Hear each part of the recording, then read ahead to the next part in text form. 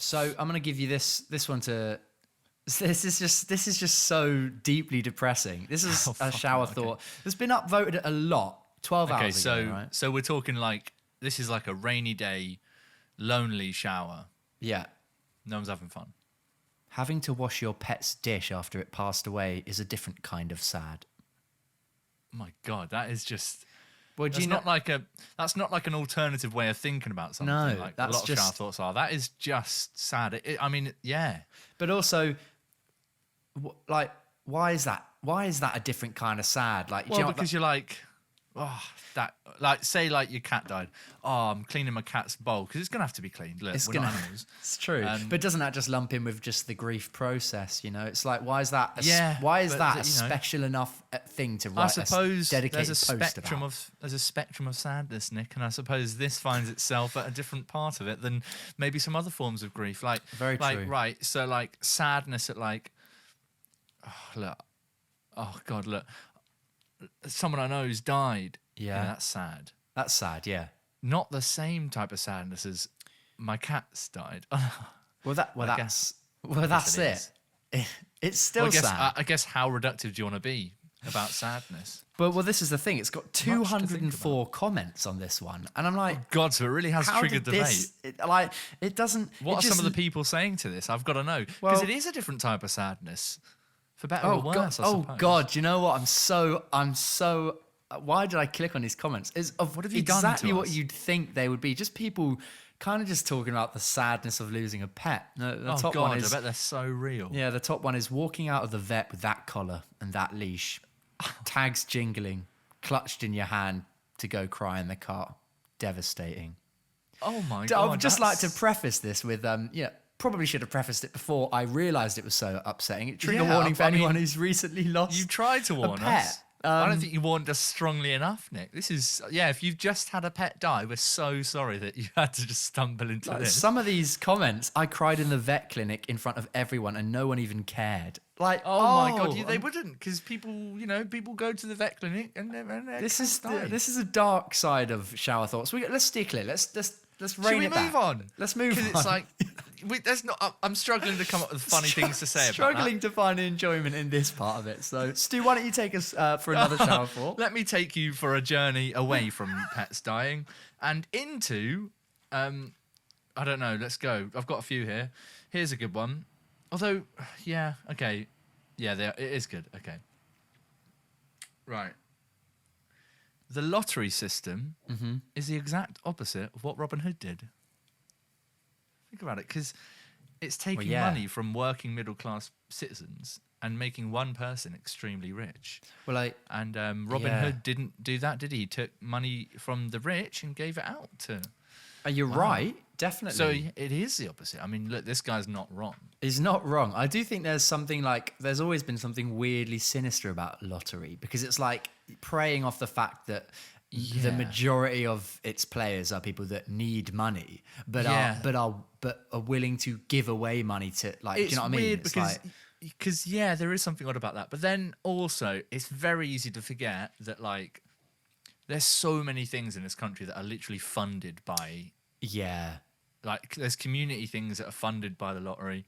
That's true. The BFI films are funded by the lottery. So it's like, there's a lot of money from the lottery that isn't going to one person's Well, this is what I was going to say, which I've never known. Firstly, I don't know if you know the answer, but I've always wondered what the amount of... When they say, like, here's... fucking 25 million rollover winning prize, whatever. How much of that is directly funded by the tickets being, the lottery numbers being bought? I think all of it, right?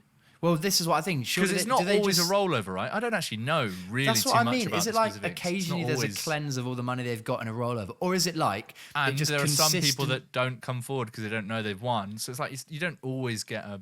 Well, as a company, right? They've got to have money sitting. It's obviously not all going, because otherwise, like, what if they can't? How do they say what the rollover is going to be before people have bought the tickets for it? Do you know what I mean? It's like they must already have that.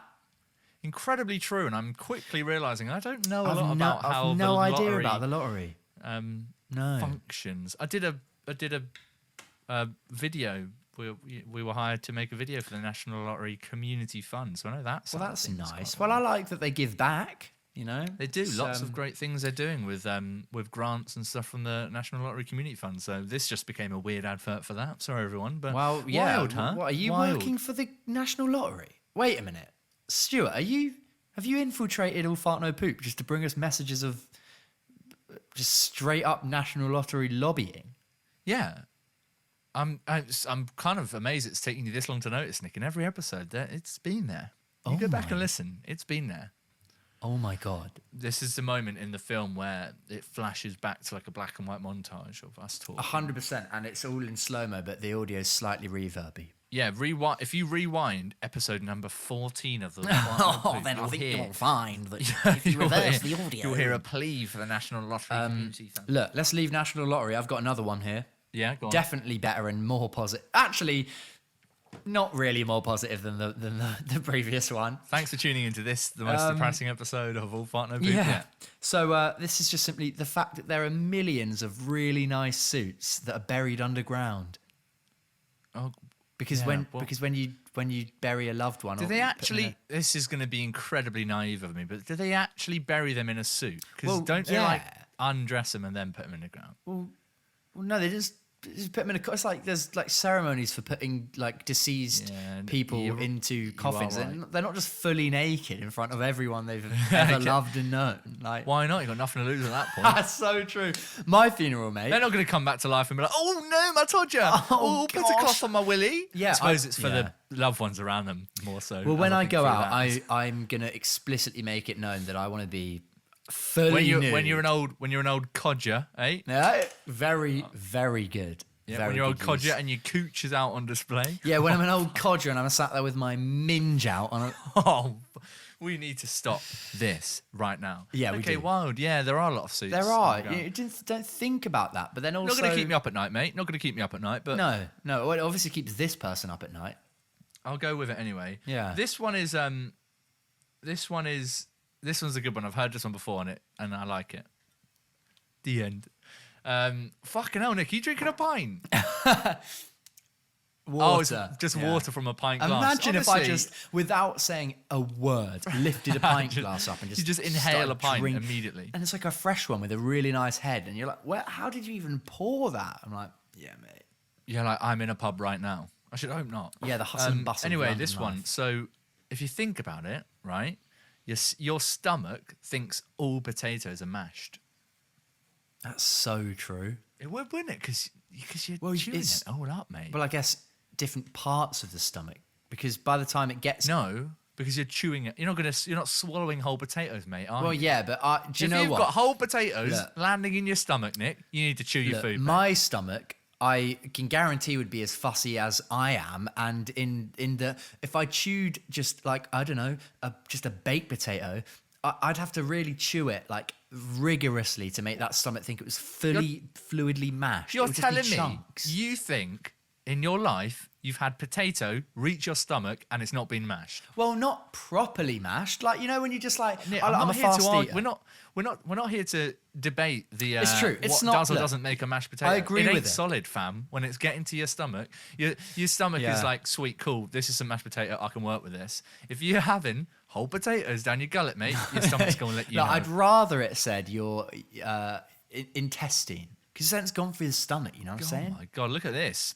Fucking look, it's by the time it gets to the stomach, you've still got some little niggly bits, you know, some little little clumps. Also important to remember that your stomach isn't sentient so, and cannot think for itself. Although it doesn't have autonomy against you. I'll tell you what, mate. Sometimes I think it does when I'm walking around supermarkets when I'm hungry. Yeah. The most fucking middle-aged you've ever. Such a Karen joke. Sometimes it's telling me I need an old pint down the gullet. Look, pint down the right.